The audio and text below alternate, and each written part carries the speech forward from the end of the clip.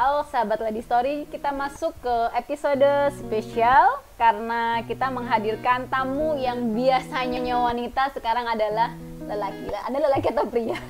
Pria kayaknya. Pria lebih tepatnya ya. Oke, bintang tamu spesial saya kali ini adalah Bapak Dias Maranatha. Yes, benar sekali. Beliau adalah podcaster ngehits kekinian. Boleh diinfokan podcastnya Pak untuk perkenalan? Oke, nama saya Dias Maranatha pribadi dan podcast yang saya punya, yang isi suaranya adalah podcast Wings Without Soul. Dan di situ tempat di mana suara rindu dipertemukan dalam ruang dan waktu.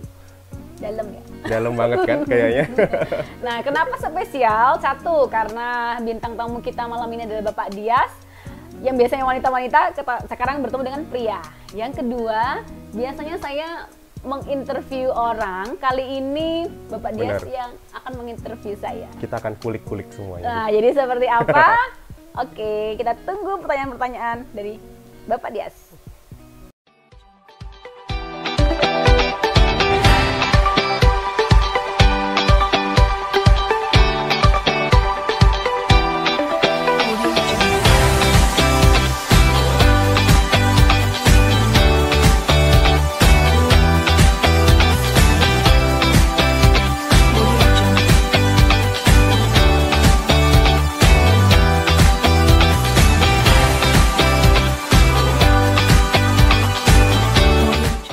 Hai, selamat datang kembali di podcast Wings Without Soul, tempat di mana suara rindu dipertemukan dalam ruang dan waktu.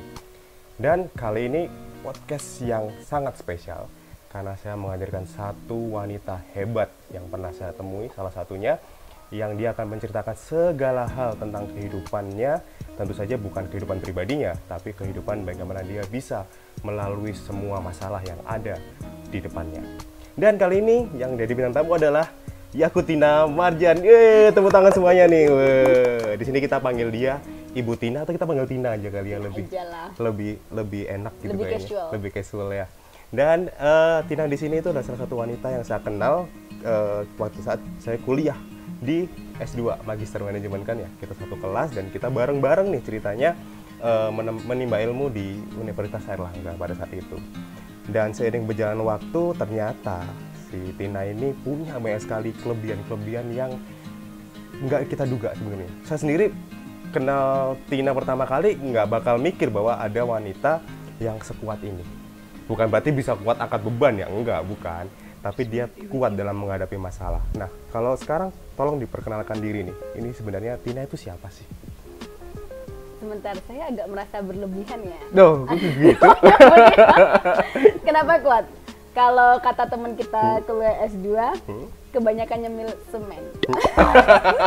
Bener juga Nggak ya. boleh nyebut Iya, merek. iya, iya. Kita nggak boleh sebut merek ya. Nggak ada sponsor di sini. Oke, perkenalkan saya Yakutina Marjan, biasa teman-teman saya panggil Tina.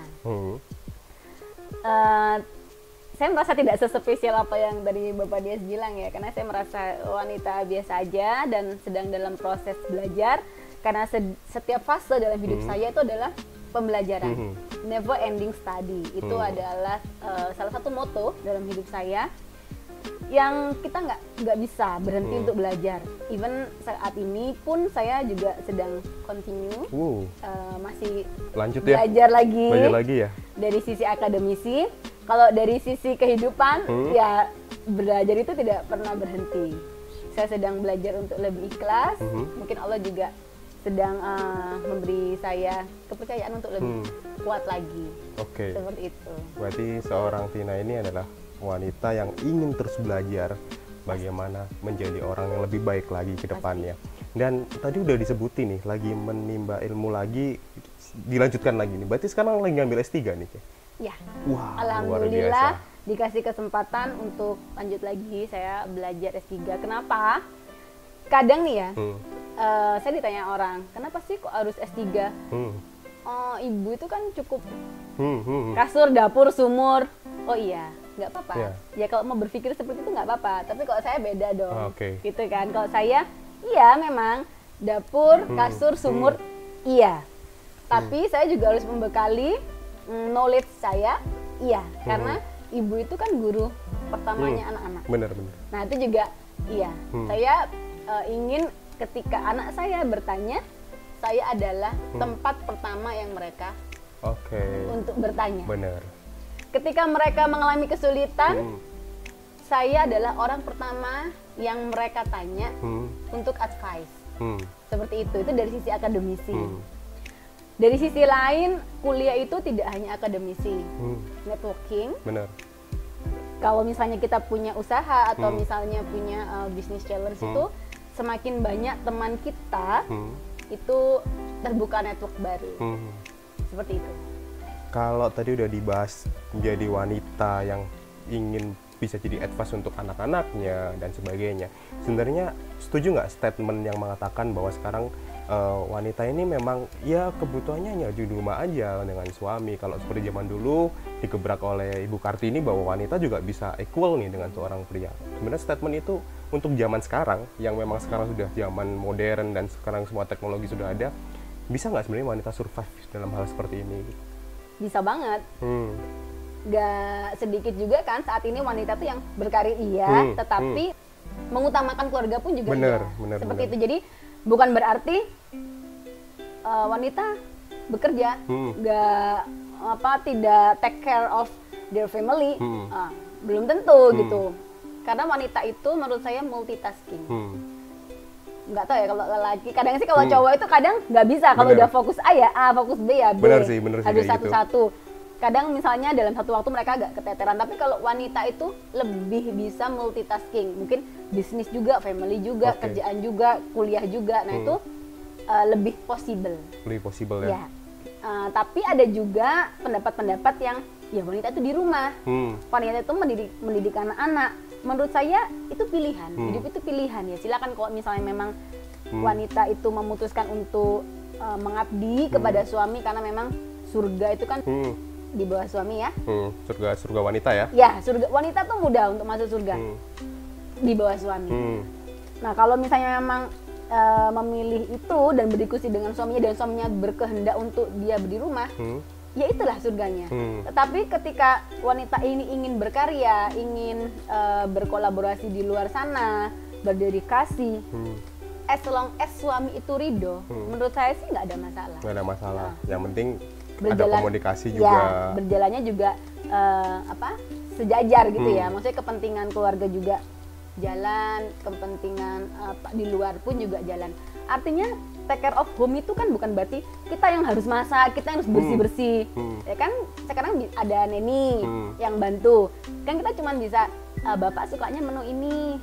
Besok masak ini ya, bapak sukanya ini. Oh ini favoritnya anak-anak masak ini. Kan kita bisa memanage. Kemudian anak-anak makan jam segini, anak-anak jam segini. Bisa dihandle, tidak harus kita stay 24 jam, 7 hari di rumah. Tapi bisa jarak jauh itu menurut saya sih. Seperti itu. Berarti makna atau meaning dari independent woman sebenarnya itu statement yang gimana sih sebenarnya menurut Tina ini? Independent woman itu apakah memang dia harus berdiri sendiri tanpa bantuan orang lain, atau sebenarnya independent woman itu ada arti khusus di mana memang dia mampu melakukan semua hal secara bersamaan kayak gitu? Kalau menurut saya independent menurut saya itu apa yang kita inginkan itu bisa terlaksana tanpa ada pihak yang dirugikan. Artinya support system itu penting. Support system terutama adalah keluarga inti itu sangat utama. Seperti kalau misalnya seorang pembisnis ataupun wanita karir, ketika tidak di rumah, anak-anak tuh ada yang jaga. Misalnya suaminya, mungkin memilih suami yang pengusaha gitu ya, biar lebih fleksibel. Artinya bisa gantian nih gitu. Suami yang bisa fleksibel waktunya, atau misalnya suami sibuk, istri sibuk, tetapi ada orang tua kita yang alhamdulillah masih sehat, masih bisa mengawasi anak-anak walaupun sudah ada pembantu lebih dari satu. Nah kayak gitu-gitu itu menurut saya independen itu bener-bener yang semua bisa dijalankan dengan mengorganize as well. Seperti itu sih. Berarti memang bagaimana cara dia mengorganisir sesuatu dengan baik, mencapai tujuan dengan se-efektif, se-efisien mungkin tentu saja. Tidak ada yang tersakiti. Sekarang kalau bicara tentang wanita juga, di luar sana banyak sekali wanita-wanita yang ditindas, dalam artian dia merasa bahwa dia tidak equal dengan orang lain. Bahkan dalam pekerjaan pun, di dalam perkantoran pun, bahwa mereka merasa bahwa terkadang lelaki itu menjadi prioritas utama dari sebuah pekerjaan gitu kan, dibanding dengan wanita. Mungkin karena wanita ada emosionalnya, wanita mungkin anggapan tidak bisa menjadi seorang pemimpin dan sebagainya. Itu sebenarnya gimana sih? Apakah memang nggak bisa wanita seperti Maksudnya itu? tuh dalam berkompetisi ya, Bener. misalnya ketika ada posisi kosong, ada 2 kandidat antara wanita sama cowok, itu cowok yang diprioritikan karena wanita tuh lebih emosional bla bla bla, belum nanti ada cuti melahirkan Bener. apa gitu ya. Itu gimana tuh? Kalau menurut saya pribadi ya, ini tuh zaman apa ya? Zaman satu berkolaborasi, yang kedua zaman kebebasan gitu. Artinya manajemen itu bebas memilih, mau memilih cewek apa cowok itu.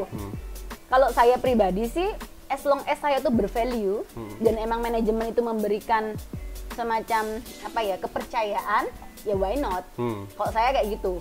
Bukan berarti saya cewek terus ada posisi yang lebih tinggi, kemudian saya enggak apa, saya sungkan, saya kan wanita, mending yang cowok aja. Enggak, kalau saya sih orangnya karena terchallenge ya. Tapi misalnya pun tidak, ya nggak ada masalah. Kenapa harus semacam berkecil hati? Oh iyalah aku cewek, yang iyalah cowok. Enggak. Kalau saya sih, menurut saya apapun, dimanapun mau kita di priority sama manajemen atau tidak, yaitu haknya manajemen untuk memilih. Benar. Tugas kita sebagai karyawan, satu, kita bekerja semaksimal mungkin. Yang kedua, kan kita increase value. Artinya kalau misalnya kita value itu terus bertambah dan kita menambah value, inisiatif, bukan dipaksa ya menambah value-nya. Itu manajemen tidak tutup mata untuk melihat value kita bener. dan potensi kita. Dan how the way kita itu bekerja selama ini. Oke. Itu sih. Sekarang sebenarnya pandangan hidup menurut Tina ini apa sih? How is your vision about life? Berguna untuk orang lain. That's okay. Berguna untuk orang lain, diberikan restu oleh suami untuk berguna untuk lingkungan sekitarnya. Artinya bukan berarti berguna untuk orang lain kemudian saya harus melawan kehendak suami. Ketika suami bilang, kamu jangan terlalu sibuk-sibuk dong, anak-anak ini butuh perhatian. Ya kita akan negosiat nih. Sebentar dulu sayang, oke, aku akan take care anak-anak, tapi aku juga ingin berguna nih untuk orang lain. Seperti saya sudah sekolah nih sampai S3, saya ingin ilmu saya ini terbagi dong, terbagi secara gratis ya, bagikan kepada siapapun ilmu saya. Tetapi saya negosiasi nih sama suami, oke kalau gitu jam sekian sampai sekian boleh nggak saya itu membagikan ilmu. Kan banyak cara nih sekarang, apalagi bisa online ataupun bisa ngajar yang cuman sehari 1 jam apa 2 jam, mungkin seminggu cuman sekali, atau in the weekend tanpa mengganggu jam kerja, tanpa mengganggu kewajiban yang lain. Weekend cuman 1 jam aja, antara jam berapa sampai jam berapa. Artinya negosiasi dan komunikasi dengan keluarga dan support system yang bagus tadi, itu tuh tidak ada yang tidak mungkin. Menurut saya kayak gitu. Bisa dilakukan lah, semuanya secara equal bisa dilakukan lah. Bisa dilakukan. Kalau misalnya tadi sempat singgung-singgung Ibu Kita Kartini kan, Ibu Kita Kartini pun kalau misalnya teman-teman ngelihat filmnya, yang movie-nya itu kan real story ya. Itu kan di situ dia juga gejolak batin tuh ketika dia mau kuliah ke Belanda, ketika ada hambatan, kan dia negotiate. In the end kan dia akhirnya memiliki sekolah. Tetap artinya apa? Semua berjalan selaras antara cita-cita dia ingin berdedikasi untuk wanita, untuk anak-anak sekitarnya, dia punya sekolah, dia juga bisa berbakti kepada suami, dia juga bisa ngurus keluarga. Nah yang kayak gitu-gitu, itu masih bisa loh dinegosiasikan. Bukan berarti harga mati suami nggak memperbolehkan selesai hidup loh, enggak gitu juga. Nah, kayak gitu-gitu tuh harus dipikir. Berarti emang ada negosiasi di dalam situ ya? Iya. Bener. Dan sekarang balik lagi nih, kan sering banget nih Tina jadi kayak moderator di pembicaraan internasional dan menjadi moderator juga di webinar, menjadi pengisi juga pengajar dalam suatu acara dan sebagainya. Sebenarnya dalam membagikan ilmu, tujuannya itu selain maksudnya kita punya ilmu dan kita bagikan, sebenarnya tujuannya itu apa sih? Pengen orang itu bisa sama-sama berdiri bareng atau gimana? Siapapun yang menerima itu tujuannya sebenarnya apa? Satu, saya ingin orang lain itu, mungkin waktu saya sedang berbicara ya, ada orang lain yang mendengar tuh mungkin sedang down atau sedang tidak termotivasi, demotivate ketika mendengar saya bercerita atau mungkin saya ya bicara gitu ya, pengalaman saya akhirnya termotivasi, berguna kan untuk orang lain, itu satu. Yang kedua, saya merasa banyak dosa, Pak. Kok bisa sih? Dosa dari mana? Ya, itu maksudnya setiap orang tuh kan punya masa lalu gitu kan. Saya merasa banyak dosa. Amalan yang tidak bisa putus itu apa? Salah satunya kan amal jariah, ilmu. Kita berbagi kepada orang lain. Bener sih. Saya nggak punya uang banyak, saya nggak bisa membangunkan masjid yang mograng-mograng di Jawa Timur atau di Surabaya gitu ya. Saya nggak bisa memberikan harta saya miliaran kepada panti asuhan. Kalau misalnya Allah memberikan lebih, alhamdulillah. Tapi kalau misalnya enggak, saat ini punya ilmu, saya punya energi, saya punya waktu, ya itu yang saya sodakohkan. Saat itu memang salah satu tujuannya ya, iya, membantu gitu. Orang lain dari sisi ilmu gitu iya. kan. Harapannya kan nanti orang lain itu menggunakan ilmu saya, walaupun saya sudah meninggal pun masih mengalir. Jadi kayak gitu. Dan Tina ini ternyata juga punya tujuan juga nih, tujuan besar menciptakan satu YouTube channel nih yang sekarang lagi dilakuin sekarang ini lagi di video ini itu adalah Lady Story. So what's the behind of the story about Lady Story ini, apa sih ceritanya tuh, gimana kok tiba-tiba si Tina ini kepikiran aku mau bikin channel YouTube yang bahas soal wanita. So what's behind the story of that? Oke. Awal mula Lady Story saya ciptakan ini berawal dari pandemi. Terima kasih pandemi sudah memberikan saya pelajaran yang banyak. Banyak hal ya yang dari pandemi ini. Banyak hal. Rutin saya dan teman-teman, kan ada Bintang Nusantara juga ya. Jadi Mbak Ike sebagai founder dan saya sebagai co-founder dari Bintang Nusantara itu kami memiliki kegiatan mengajar di panti asuhan. Keliling dari panti asuhan yang lain, dan regularly kita itu memang bermain dengan adik-adik, mengedukasi adik-adik. Mereka yang nggak punya orang tua lengkap, kita berikan kasih sayang, kita berbagi kebahagiaan dengan mereka gitu kan. Tiba-tiba pandemi, apa yang terjadi? Nggak bisa keliling kan, nggak bisa kayak biasanya, semuanya tuh harus serba online. Saya berpikir rasa untuk ingin berbagi saya tuh nggak bisa saya tahan gitu kan. Semacam air terjun itu dia ngalir terus, saya ngapain. Ini contoh guru yang baik nih kayak gini nih.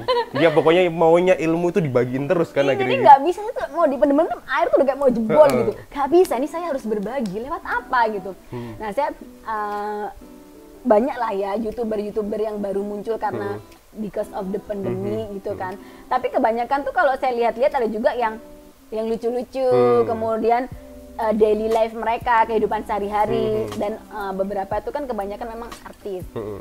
Ya kalau artis terkenal ya banyak yang nonton. Nah kalau saya apa ya? Nah saya berpikir juga target saya memiliki YouTube konten Lady Story ini tidak hanya banyak yang nge-view dan subscribe.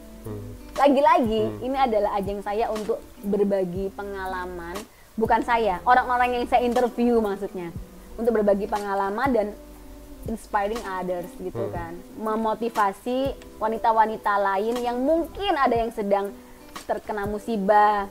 Ketika si narasumber saya itu memiliki musibah yang lebih besar, otomatis sekarang ya Allah ternyata musibahku tuh nggak ada apa-apanya dibandingkan dibandingkan narasumber yang sedang bercerita. Itu kan kayak gitu. Terus ternyata narasumber menceritakan 1-2 hal yang menjadi alternatif solusi dari permasalahan hidup. Kemudian Lady Story yang sedang mendengarkan, oh ternyata harus kayak gitu ya. Oh ternyata justru ketika orang pasrah itu malah Allah itu memberikan jalan keluar. Nah kayak gitu tuh menginspirasi orang lain.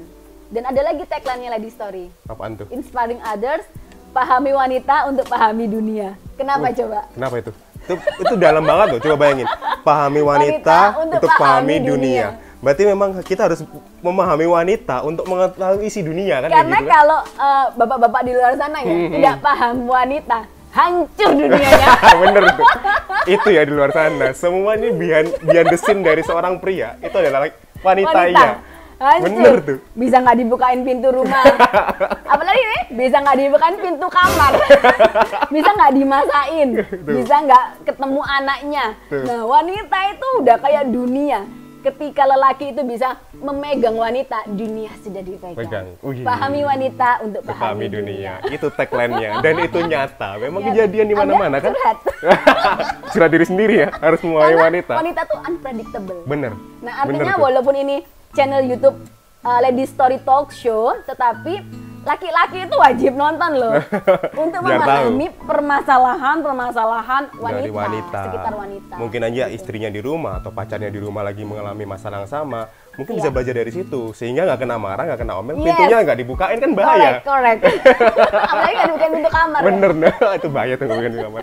Jatahnya gimana? Itu yang the most dangerous. Iya. Dan ini lagi-lagi nih ngomongin yang hal seru kayak gini tuh enak banget kalau dengerin dari seorang sisi wanita. Kan Tina ini juga pernah mengemban ilmu di luar negeri nih ceritanya. Seberapa penting sih sebenarnya, apakah memang di Indonesia ini nggak ada ilmu yang sebagus di luar negeri sampai akhirnya I've decided untuk pergi ke luar negeri untuk sekolah di sana. Sebenarnya apa yang mau diambil? Pengalaman atau tujuan apa sih gitu? Oke, kalau kita ngomong pendidikan ya, kalau ditanya seserius apa sih kita sekolah? Saya tuh nggak pernah yang serius banget ya, nyuk-neng belajar yang sampai juga. Nggak pernah ya? Mohon maaf Bapak dosen di sana. Kayaknya seringnya jalan-jalan dia ini. Bukan sering belajar, jalan-jalan mulu dia kerjaan. Saya suka menerima sesuatu yang baru. Tuh. Awal saya pergi ke Jerman itu, harapan saya ya, ingin langsung S1, S2, S3, atau long stay di sana. Karena saya suka sesuatu yang baru, iya, pas tapi karena 1-2 hal, ya mungkin Allah sudah takdirkan untuk saya tidak di sana.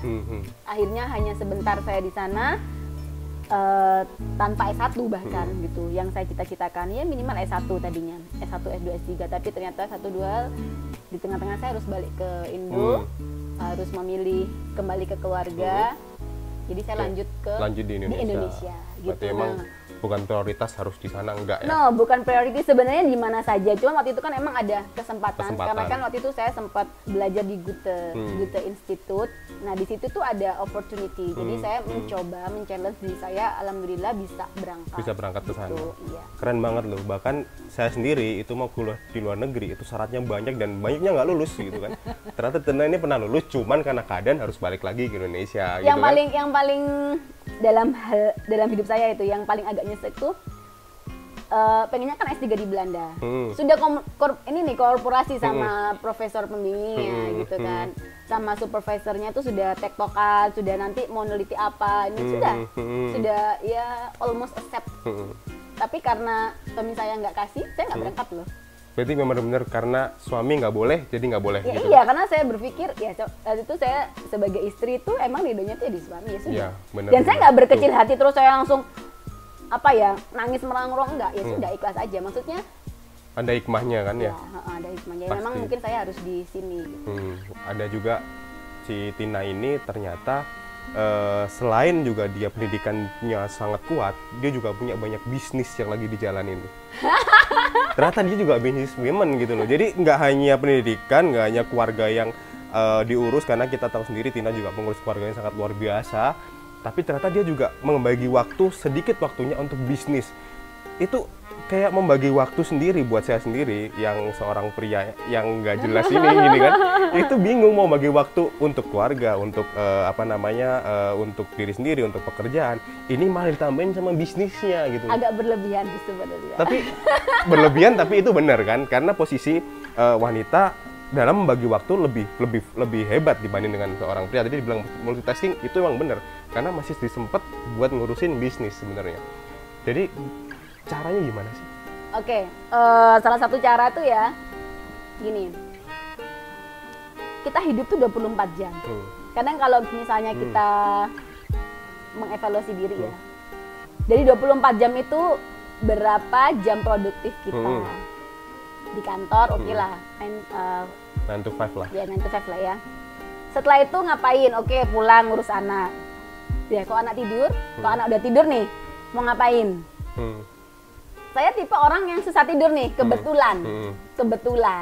Mungkin kalau saya orang yang cepet tidur, ya udah bablas. Anak tidur, saya juga ikut tidur, ya udah sampai pagi. Tapi karena saya orang yang susah tidur, malam itu ngapain ya, gitu loh. Jadi masih mikir, oke lah ada tanggung jawab juga, jurnal, nulis jurnal, baca jurnal. tugas kuliah. Tapi kan nggak selamanya saya tuh kuliah, ntar lagi juga beres. Insya Allah ya, kalau on time, ntar lagi beres. Lah, what next? Tetap aja pengen gratul. Jadi nggak bisa diem lah istilahnya. Nggak bisa Kayak diem. cacing kemanasan, dia nggak bisa diem gitu. Nah, biasanya malam itu waktu saya untuk refreshing.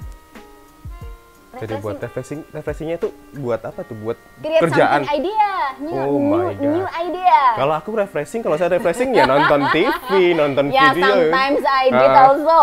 Kadang ya Netflix ya, maksudnya lihat movie sampai ketiduran, bahkan nanti movie-nya yang ngeliat saya tidur gitu kan, saya timer. Cuman menurut saya ada hal-hal penting yang harus saya kerjakan, yang bisa saya kerjakan lebih tepatnya. Jadi saat ini alhamdulillah in touch juga dengan asosiasi yang membina UKM. UKM, jadi di area Surabaya, Sidoarjo. Insya Allah semoga bisa Jawa Timur. Jadi sedang mendevelop UKM itu untuk bagaimana sih bisa scaling up, bisa naik kelas, bisa menjadi besar kayak gitu. Nah, terus saya mikir-mikir lagi, gimana bisa membantu mereka kalau saya tidak terjun sendiri gitu kan. Nah, disitulah saya mulai beride apa ya gitu, bisnis kecil-kecilan apa ya gitu, di luar dari keluarga saya sendiri sebenarnya juga udah punya bisnis gitu kan. Kebetulan orang tua saya ada bisnis properti juga, artinya sebenarnya saya bisa kerjakan itu gitu. Cuman kan ya saat ini memang belum dipercayakan secara langsung hand to hand dari orang tua saya ke saya. Jadi ya saya merasa saya mau bebas untuk belajar sistem, belajar apapun, belajar networking, belajar membuat pola bisnis dari sisi manapun. Yang nanti once kalau misalnya memang orang tua saya sudah percayakan itu ke saya, ya saya ya ready to go gitu. Saya tinggal melanjutkan. Ya. Berarti emang darah bisnis sudah muncul dari keluarga yang businessman, businesswoman, jadi udah muncul sebenarnya. Feeling bisnisnya udah kuat. Dari keluarga besar saya, dari keluarga besar nih, yang PNS kayaknya nggak ada. No one di ya? bawah 1%. Di bawah 1%. Di bawah 1%. Semuanya pengusaha. Almost. Berarti memang jiwanya jiwa tapi pengusaha. ada juga yang karyawan, maksudnya karyawan swasta gitu ya, karyawan swasta BUMN pun saya dulu juga pernah di BUMN. Oh gitu. Berarti istilahnya pernah jadi karyawan, ngerasain rasanya gimana. Akhirnya lebih enak jadi pengusaha, lebih fleksibel time. Saat ini pun saya karyawan masih. Oh iya masih ya. Saya juga masih karyawan. Jadi istilahnya udah korporat katanya kan. Udah korporat. Nggak, karena memang kita di situ menjadi karyawan tuh bukan berarti kita nggak mau kerja ya. Artinya kita juga tetap bekerja, bertanggung jawab sebagaimana memang kontrak pertama kita dengan corporate yang saat ini kita mengabdi. Ya, saya membawa nama besar corporate di mana tempat saya bekerja. Bertanggung jawab juga, tetapi di luar jam kerja itu kan saya juga berhak untuk beride. Itu yang saya pikirkan tanpa mengurangi tanggung jawab saya. Gitu. Jadi istilah ini kita sebut employee planner. Employee planner. Oh, as a employee juga, tapi as sebagai entrepreneur juga. Entrepreneur juga. Wow, itu gitu. istilah baru tuh, employee planner. Employee planner. Oke, berarti memang ternyata bukan berarti kalau jadi pegawai atau pekerja gitu, kita nggak bisa punya ide lain. Kan bisa kan? Selama tidak tidak mengganggu pekerjaan utamanya. Pekerjaan utamanya mengabdi kepada orang tua kita, karena kan kayak misalnya in the weekend kita harus visit orang tua kita kayak gitu-gitu sih. Kayak gitu ya.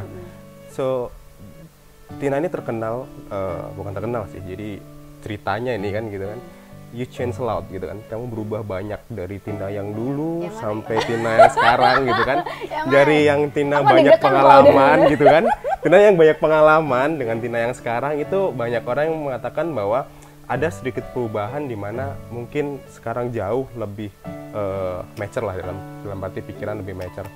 Sebenarnya what changed you? Yang akhirnya kamu berpikir bahwa it's time for me to change. Sebenarnya kalau berubah, mungkin teman-teman lama saya tuh juga sudah take notes bahwa ya saya berubah lah dari waktu ke waktu, dari fase ke fase. Everyone change, itu emang ya itu menurut saya satu lingkungan mungkin ya. Lingkungan itu salah satu hal yang bisa membuat kita itu berubah. Kalau misalnya kita di lingkungan itu aja hidupnya, ya gitu-gitu aja hidupnya. Tapi kalau misalnya kita get out from the comfort zone, itu membuat kita terbentuk. Saya dari SMP tuh sudah tinggal di asrama, Oke. nggak tinggal sama orang tua saya. Wow. Diberi uang segitu ya, zaman segitu diberi segitu.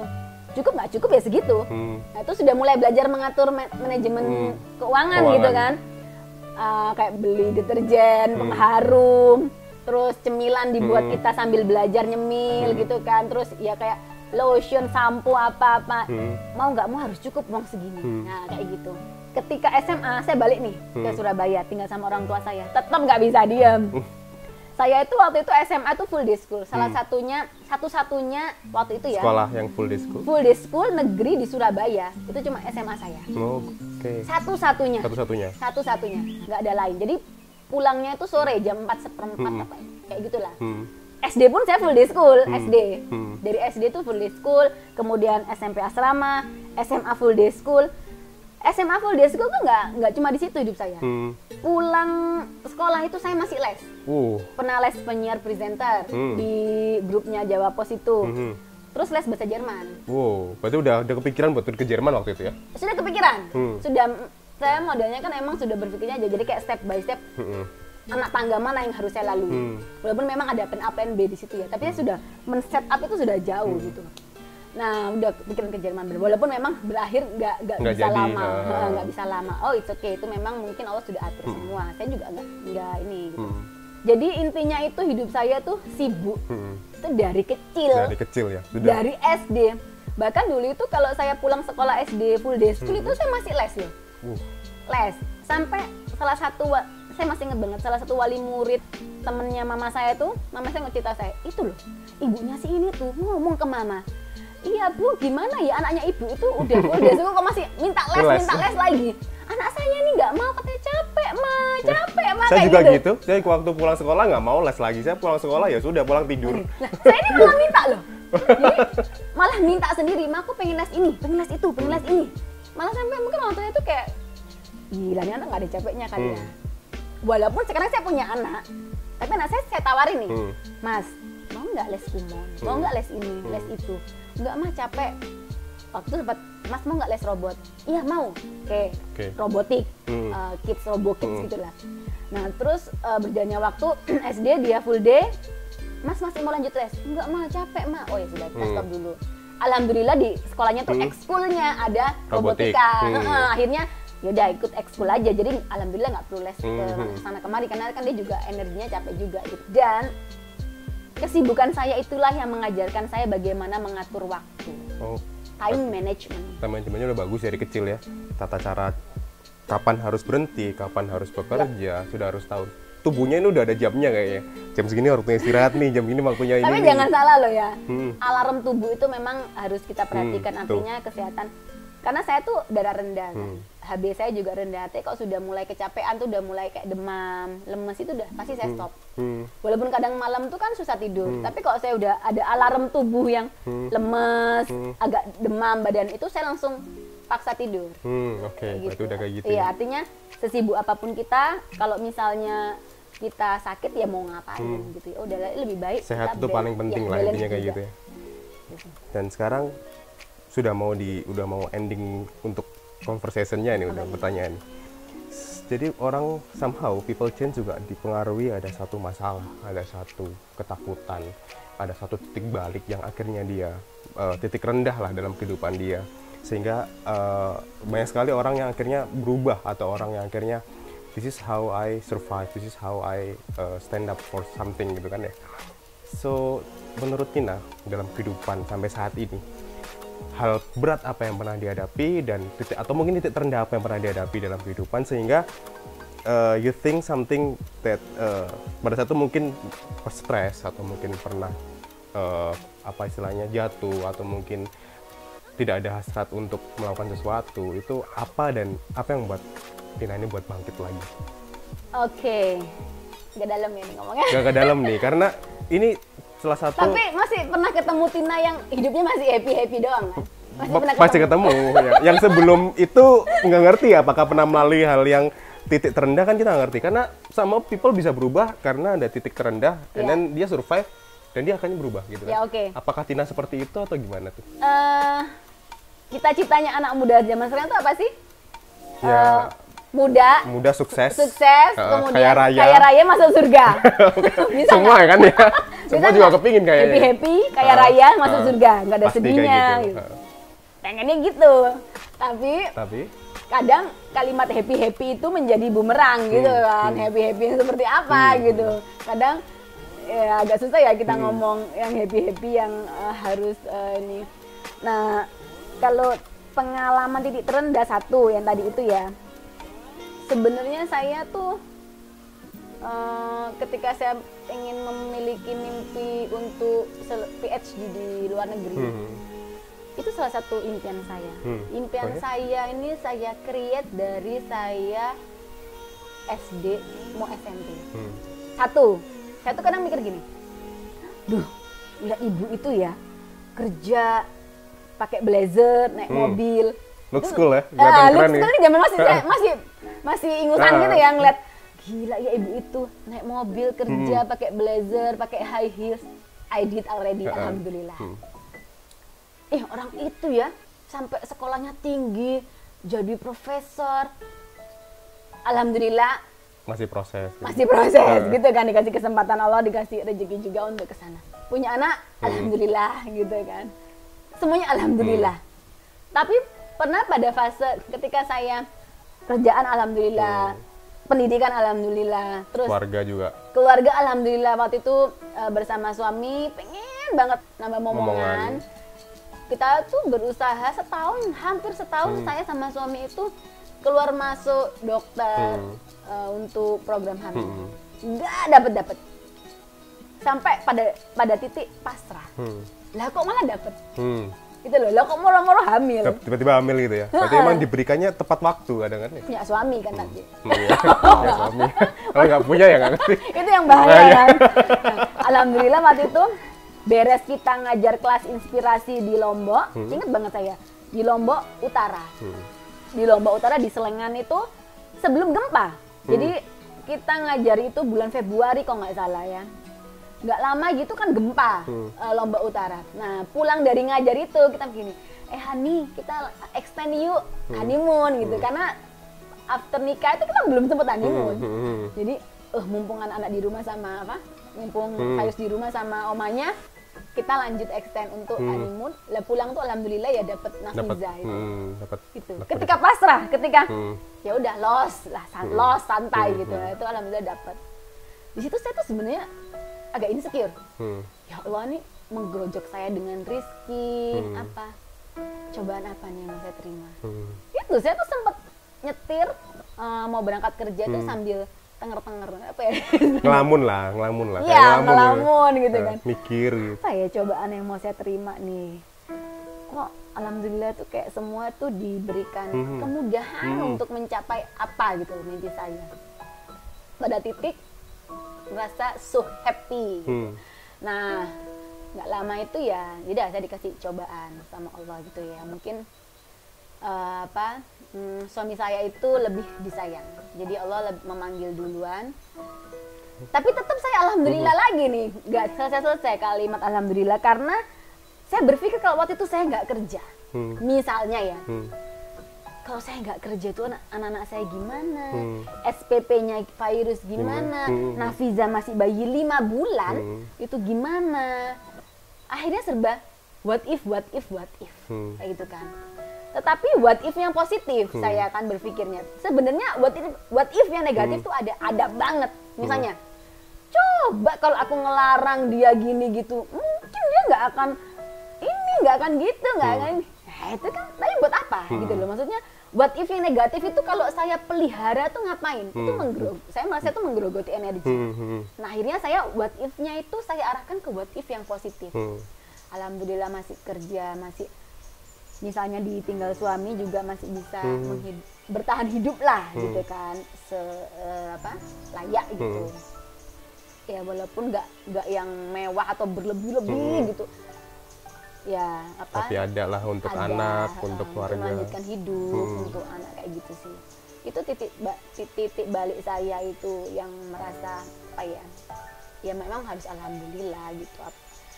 Kemudian itu saya belum terlalu memperbaiki diri. Nah, setelah suami saya meninggal,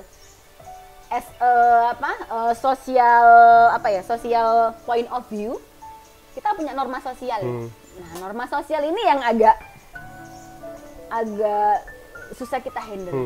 Ya kayak kalau norma agama semua sudah tertulis kan di Al-Qur'an, di Al-Hadis, hukumnya ini itu tuh udah jelas. Norma hukum sudah jelas. Ya, ini itu nggak boleh gini, kalau ini melanggar hukum. Tapi norma sosial, norma adat budaya juga kali. Ada norma budaya. Ya gimana orang yang berpikir gitu kan, apalagi kita tinggal itu bertetangga. Ketika saya bertitle single, title single inilah yang membuat saya, wah ini gimana ya? Title saya single, kalau saya masih gini-gini aja hidup saya, wah bad eyes. Maksud saya bad eyes tuh. Sebenarnya saya tuh orangnya cuek sih, sebenarnya nggak peduli, mikir, nggak omongan mikir. orang gitu nggak mikir. Misalnya kayak ngajar Bintang Nusantara, kayak gitu ya, atau ada bertemu dengan UKM yang saya develop atau apa, itu kan kadang mesti pulang kerja, pasti kan agak malam pulangnya. Atau misalnya tugas kuliah sama teman-teman kuliah, ngerjain tugas pulang malam, apalagi kita S2, ingat nggak? Ya kayak gitu-gitu kan. Pulang malam nah, pulang malam kan. Nah, tapi ini kan S3 memang nggak setight S2. Tapi ada kemungkinan untuk pulang malam. Kalimat pulang malam inilah yang membuat saya berpikir, ini cewek ini pulang malam. Nah, kalau dulu saya pulang malam itu kan masih ditemenin sama suami. Artinya dijemput kan kadang itu kan. Dijemput terus ditemenin. Oh iya, ambek bojone gitu kan. Nah, tapi kalau sekarang kan saya sendiri.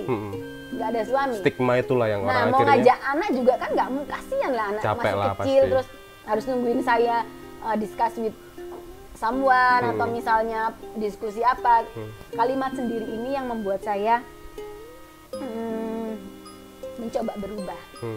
Satu, dari norma sosial, saya tidak ingin tampak berantakan. Walaupun maksudnya nggak berantakan, saya merasa saya tuh hidupnya tertata. Tapi kan orang yang melihat itu loh, apa orang lihatnya berantakan? Stigmanya lah. Iya, stigmanya negatif. Yang kedua, untuk mendapatkan yang baik, kita harus berubah lebih baik lagi. Itu yang saya highlight. Artinya, mungkin waktu itu saya belum pakai hijab, ya kan? Pakai baju juga masih SSG, suka-suka gue. masih berantakan lah bajunya ya, kata-katanya itu artian. Sempat ketemu kan?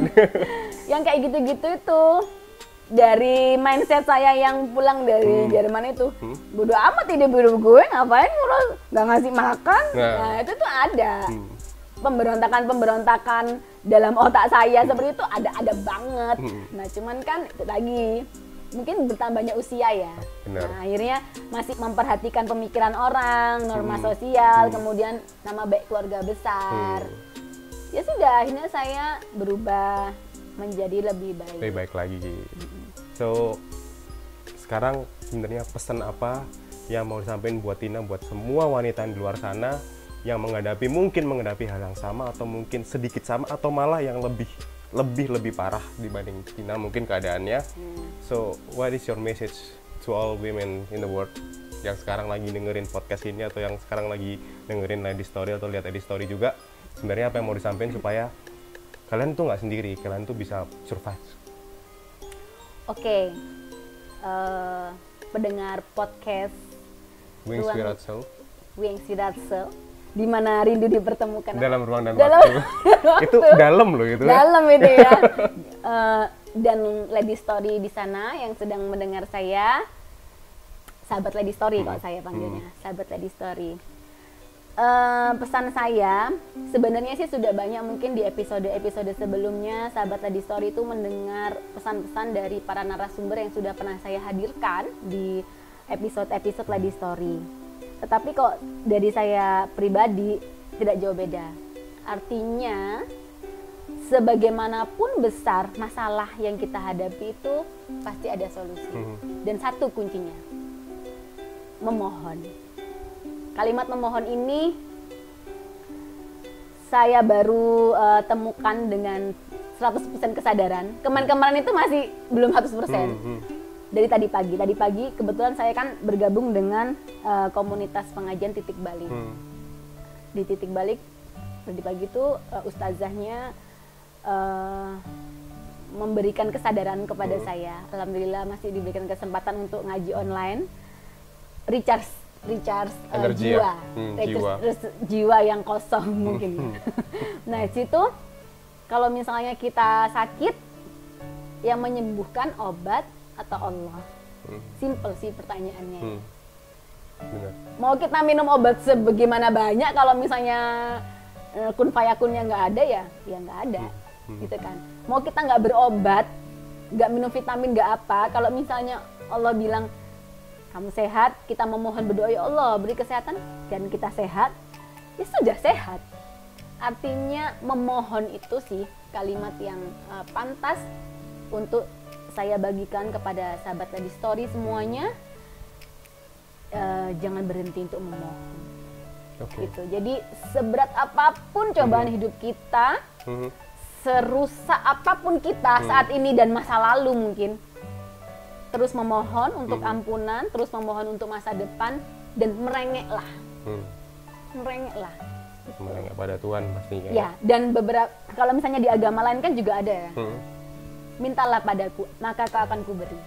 Itu agama lain yang ngomong ya. Artinya tuh, aku pikir satu jalan gitu. Tetap memang kita diperintahkan untuk meminta, memohon, dimudahkan untuk segalanya. Oke. Itu adalah pesan yang sangat luar biasa.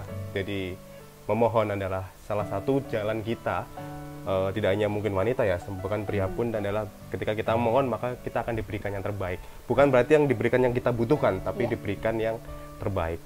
Dan thank you buat Tina udah datang juga ini. Sudah ini ya, ya, mengotori Lady Story. Ladiesnya jadi ada cowoknya satu.